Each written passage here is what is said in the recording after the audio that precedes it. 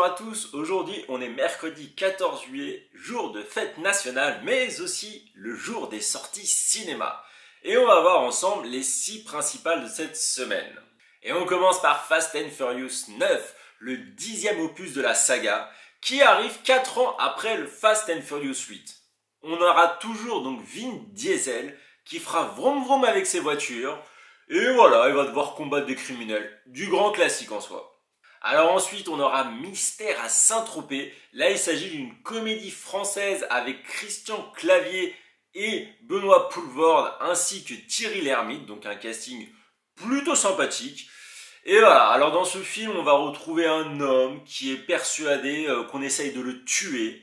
Et il va faire appel à un inspecteur célèbre, mais celui-ci n'est pas disponible et c'est le commissaire Boulin qui va intervenir quelques semaines avant sa retraite. Souvent, le quelques semaines avant la retraite, ça signifie rien de bon pour le policier. Ensuite, nous avons Titane, un film qui a été présenté au Festival de Cannes cette année, donc là, le Festival de Cannes qui est en cours. Un film avec Vincent Lindon, mais surtout Agathe Roussel.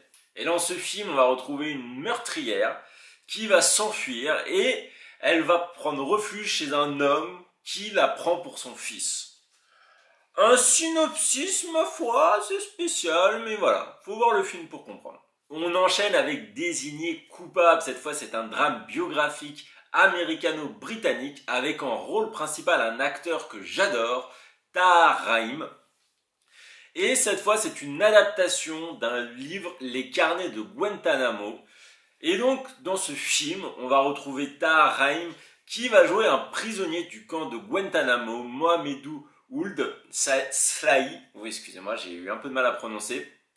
Et voilà, donc c'est un homme qui est détenu depuis des années à Guantanamo sans jugement ni inculpation. Ensuite, un autre film qui est en compétition à Cannes avec Bergman Island.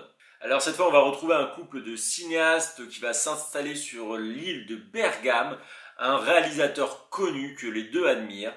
Et il va y avoir des petites confusions sur cette île, on ne va plus vraiment savoir ce qui est la réalité ou ce qui est la fiction.